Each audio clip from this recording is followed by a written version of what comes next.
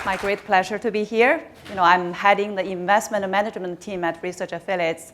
So my team and I work a lot on product design, implementation-related research. So today, I'm just going to share some of my learning with you, and hopefully my sharing can be helpful to address this particular question. But this question really is, how do I select the right smart beta strategies for my clients? Smart beta is no longer a new concept. As you can see, all the little gray dots represent the birth of a smart beta family. So over past decade, smart beta index strategies have grown exponentially. As of 2018 January, there are over 100 indices associated with just the RAFI fundamental index, what Research Affiliates is offering. And this blossom of smart beta indices has led to this ETF product proliferation. As you can see, both the dollar assets under management, as well as the number of ETFs, have shown a really tremendous growth as well. And the dollar assets has grown from below $50 billion in 2005 all the way to over $500 billion in 2016. When I was checking the updated number at Morningstar, Strategic Beta ETF, as of January 2018, is managing about $800 billion. And actually later at the conference, I think Ben Johnson from Morningstar will be talking about those ETFs. So I will skip this part quickly. When everything seems to be great, there is one problem will happen. Too many options. This is a presentation technique I'm learning from Professor Terry Aldine, Professor Cam Harvey. They always use pictures to tell a story. I thought it's a really effective way, but I also learned, in this particular try round, actually, I will never be as effective as they are, because all those creative pictures and videos I collected for my first draft of the presentation got overruled by our compliance department. Yes. So I have to use something I kind of have some ownership upon. So this gentleman is really my husband. This is the picture when he entered the grocery store without explicit direction from me. He's very confused.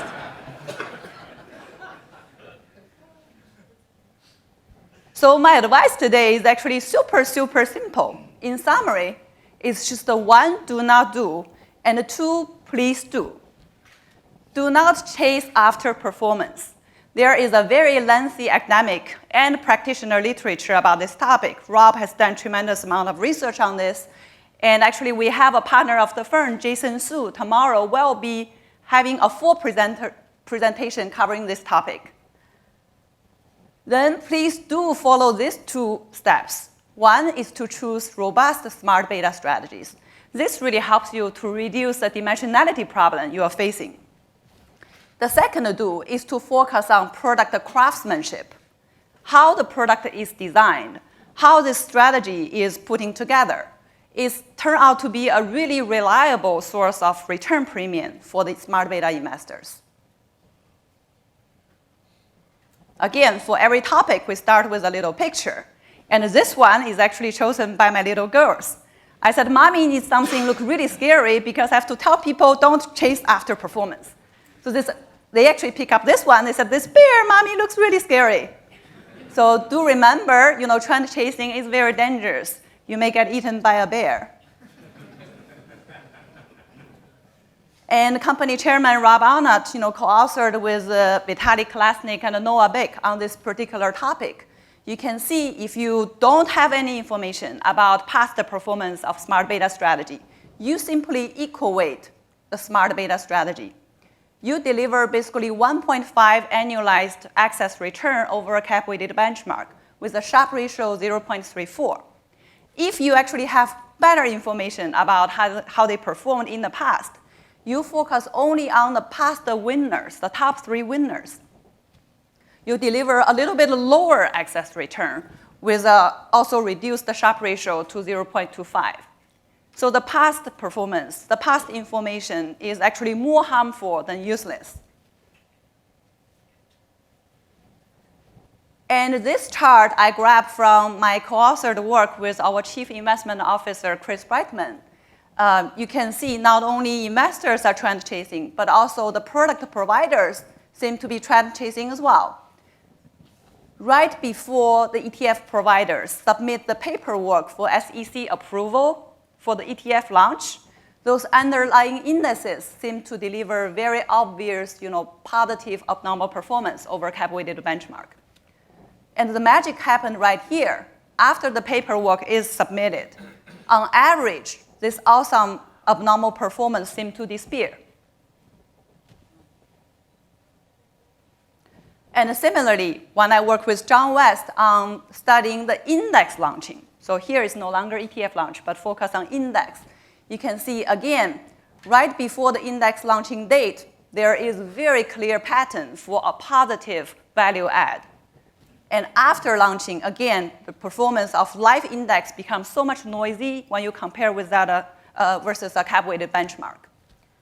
And the abnormal return becomes insignificant as well. So, and here is even more tricky. The index providers are not really chase after performance. They are chasing after a backtested number. And we all know there's no ugly looking backtest. It's actually quite dangerous because there is very significant data mining risk and overfitting risk embedded in backtest strategy. So overall, our whole industry seems to be really engaged in trend chasing. And I would justify because lots of practitioners are quite sophisticated. So one possible story or rationale is they simply anticipate the individual investors, the end investors will do trend chase. So why don't we offer some indices or ETFs or mutual funds which kind of facilitate their trend chasing behavior, which also earn some commercial benefit for the organization. So, once we learn do not do, we focus on the first, please do this. What do? There are thousands of rotten eggs in those baskets. My girl said, yuck, mommy, it's really yucky picture you're showing here. So how do we really avoid those stinky ones in the smart beta space and focus those ones well engineered? We do have very strong confidence they are going to provide long-term persistent premium to the investor.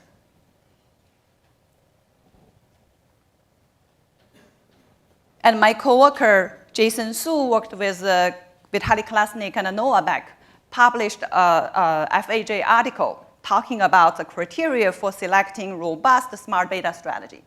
So basically, there are just 4 criteria to follow. Number 1, focus on the strategies which has a long and deep academic literature, which identify a theoretical reason, a rationale for why only forward-looking basis we have strong confidence this particular signal or factor may deliver positive return. The rationale can be either a compensation for undiversifiable risk, or it's simply caused by investors' behavior biases, which is hard to eliminate. The second criteria, the strategy has to work pretty robustly across different geographical regions as well as different sample periods. The third one, the strategy offers a pretty robust premium across minor variations in the signal definition. This is called signal perturbation. So I will show you a little example on this. Basically, how you define the signal doesn't really matter. You basically get similar outcome. The last criteria is trading costs do not erode a large portion of the return premium.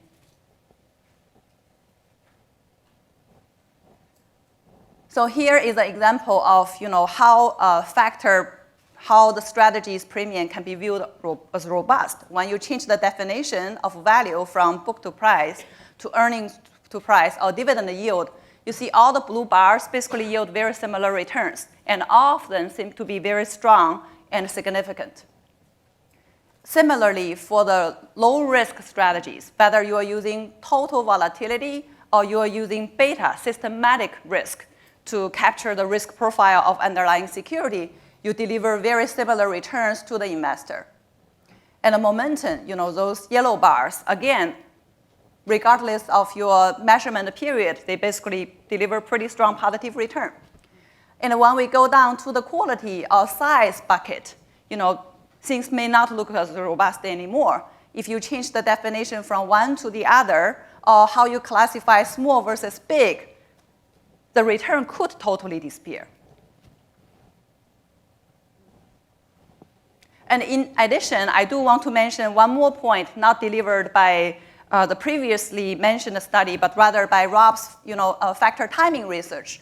It also tells us the evaluation is actually quite important for forward-looking return prediction.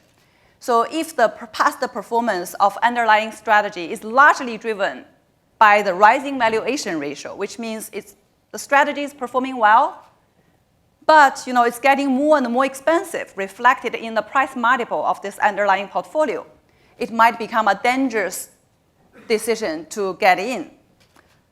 This downward slope basically indicates variation level is a negative predictor of future 5-year excess return, of future returns. So pay attention to the valuation level of the strategy. Okay, that's our first do. The second do is focusing on this little iceberg picture. So if you remember all the picture I displayed today, you really get 80% of the content I'm trying to convey. Most investors really focus on what they can see, which is the expense ratio or management fee of this of this smart beta strategy. But typically, it's a very small proportion in the total cost investors may incur by getting their money into the portfolio. It's usually around 20 basis points. If you go down to this bulk of iceberg, which is hidden beneath the water, this is an implicit cost. It's market impact cost. And this, in terms of magnitude, can go 10 times higher than the explicit cost. Again, I think investors are doing a very rational thing. You pay attention to what you can see. And for what you don't understand or what you don't see, you choose to ignore. People have limited attention. But I think it's really a mistake to make. When I think about consumers in the normal commodity space, when we buy something, we do pay attention to the price tag. And if it's a piece of clothes, we also care about the quality. We go touch, we stretch a little bit to make sure it's not very flimsy, right? At least we try to get a really good quality to price ratio. But when we go to investment strategies, we only care about the price. We care very little about the quality. All the way we care about the quality is completely wrong. We pay attention to the past performance. So here, this is the emphasis about market impact cost. And how do we define market impact cost? It really means the abnormal price movement against your trade. When you are large enough, I believe all of you are large enough, when you submit a purchase order, likely you are moving this underlying securities price up. So you are not really getting the price you see before placing the order, but rather pay a little bit additional cost for that. And this cost is completely hidden. So here I'm just trying to give you explanation why. Lots of people getting into ETF, they really focus on perfect tracking. Tracking error is close to 0. This still doesn't mean you don't incur implicit cost. The example I'm giving here, to be super, super simple, assuming there's an index with only one security, and the security's observed price is $100, and assume all the transactions occur at the end of trading day, market close. So that's also the price the index is going to strike its level. If you submit an order to buy just one share of this underlying security, you likely will move this up by 43 basis points. So the price you got at day 0 is really $100.43. A few days later, this temporary component in this kind of price movement will dissipate. And basically, the price actually mean revert back to $100.19. So it mean revert by 24 basis points. And when you try to get out of the position, it will go down further. The price will go down further by 43 basis points because of the sell pressure you are creating in the marketplace. So the end price you are getting is really $99.76 basis points. So round trip, you're actually paying $100.43. You sell this for $99.76. This is called market impact cost. And if you look at index return, it gives you actually perfect tracking because the index level is struck at this price, and also at your selling price, assuming all the transaction occur at market close. So that's why when you look at ETF, tracking error is not the only criteria to measure its cost. And we have done lots of market impact research at research affiliates. It's becoming increasingly important because I just showed that there are billions of dollars getting into the smart beta space. So lots of strategies can get really crowded. Multi-billion dollars is chasing after a couple of hundred securities. And our study basically shows for every 10% average daily volume traded in a stock, the implicit transaction cost around 30 basis points. So in another word, if you are consuming a significant portion of the available liquidity of one particular stock, you are going to move up this price of this security. And this relationship seems to be pretty persistent across different geographical regions. And I'm not going to do a deep dive about our research, but rather highlight the usual suspects for you, so you know which characteristics of the portfolios are associated with high trading cost. I think none of those items should look surprising to you. High turnover rate means the strategy really trade a lot. Trading a lot usually is a bad thing, and it was frequently pointed out. So from the transaction cost perspective, it's also a very bad thing. And also low weighted average market cap, which means the portfolio concentrate their holdings toward small market cap securities, less liquid holdings. And a low number of holdings, which means the strategy has very concentrated holding. For the fixed dollar amount of trading, each particular stock is going to receive a little bit bigger impact. So the craftsmanship we do at research affiliates is trying to manage those usual suspects. What we do is we do pay attention to kind of the index coverage and also the weighting mechanism. We are very careful in how we define signals. And we are careful about measurement period, thinking about rebalancing scheme, which can spread out trading without creating incremental turnover. So here is basically some intuitive graphs to show you, the usual suspects associated with high trading cost versus different style investing. The green one is RAFI. RAFI looks very well balanced across the three aspects. It has low turnover rate, 11%. It has 162 billion dollars weighted average market cap, which is very comparable to a cap-weighted index. And it's holding over 400 securities, pretty well diversified. As an outcome, RAFI is very low in trading cost. On the other hand, this blue bar becomes hard for us to analyze because it has a pretty high turnover rate, 156 percentage points. On the other hand, it also seems to hold pretty large names and liquid names, over 200 billion weighted average market cap, and reasonably diversified as well. So when we see this information seem to be contradicting each other, how do we make the judgment? The good news is our Smart Beta Interactive actually provide all this information to you. So if you have any interest to know, the quantitative answer of the trading cost for different style investing, for different smart beta strategies, please go visit our SBI. And here, craftsmanship does matter. I'm going to use just the one example focusing on value and another one using low risk. Then we are basically done. You can see the generation one value, basically, I think this can be paired together with RAFI value factor. Both methodology require pretty aggressive security selection based on value score. And generation 1 uses something very close to market cap weight. It's really using a product of value score times market cap, but very close to market cap weight.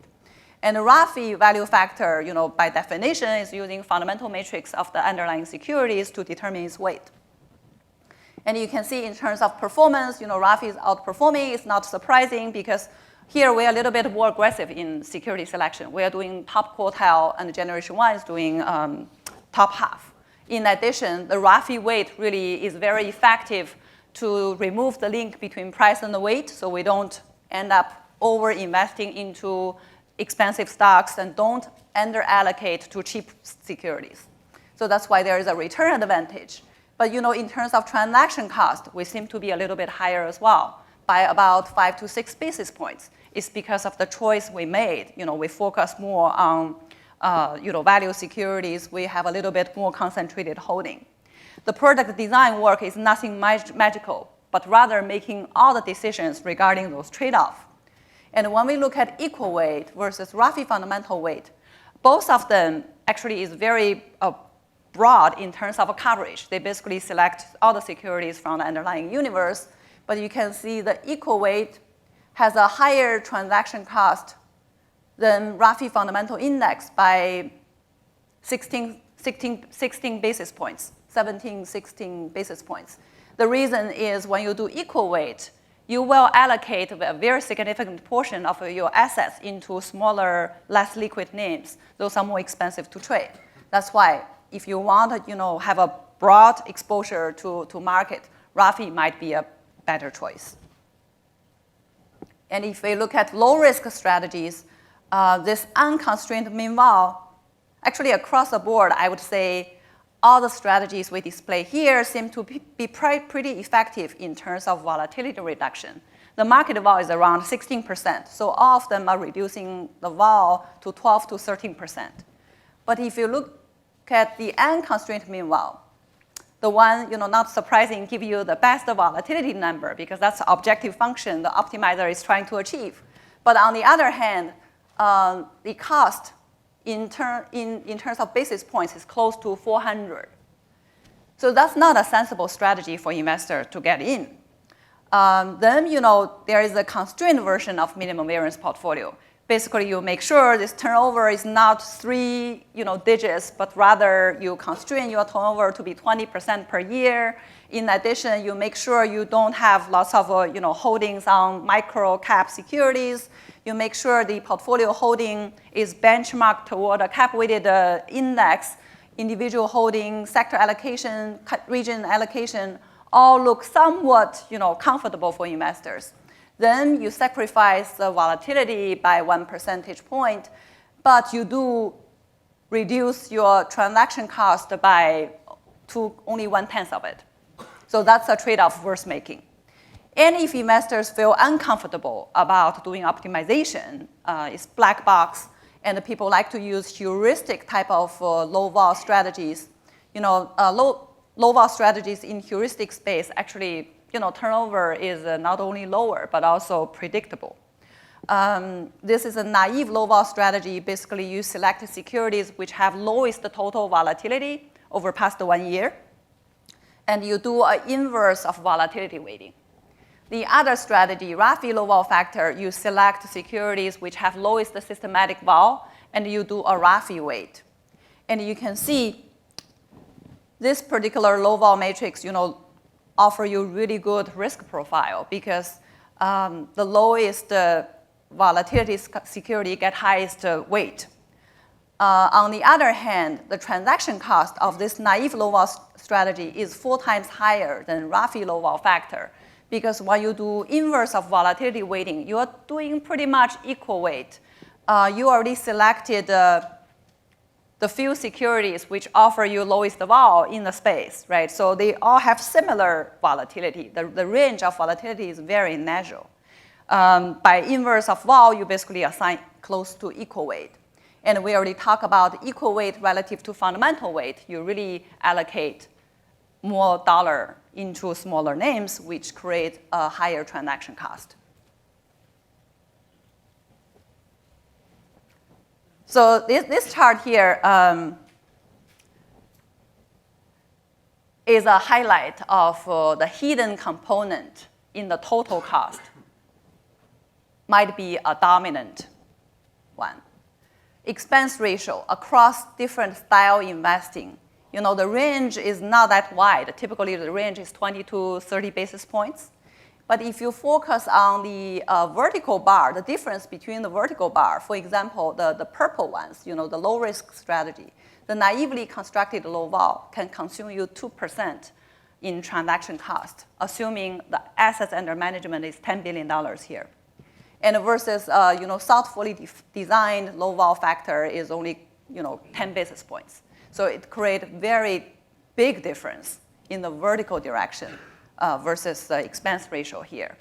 Again, most investors get very fascinated about alpha signal research because they expect this can boost the portfolio performance by a very large margin. But do keep in mind those things come with a large uncertainty because of the data mining risk, overfitting risk. And lots of investors also bargain quite aggressively over the expense ratio, management fee down to a couple of basis points. So I think what is being underappreciated is the product design work people actually, different providers, put behind their strategies. In terms of magnitude, the impact is actually much bigger coming from market impact cost versus expense ratio. And in terms of certainty, on a standalone basis, it's really hard to estimate transaction cost in an accurate way. However, on a relative basis, those estimates are pretty robust and persistent. Unlike the fund performance is likely to be a negative predictor of future performance, a well-designed smart beta strategy is likely to incur lower trading cost than a poorly engineered smart beta strategy year over year.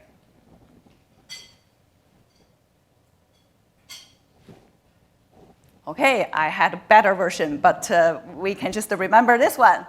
Clunky implementation in the smart beta strategy is a big no-no. Let's recap the presentation very quickly.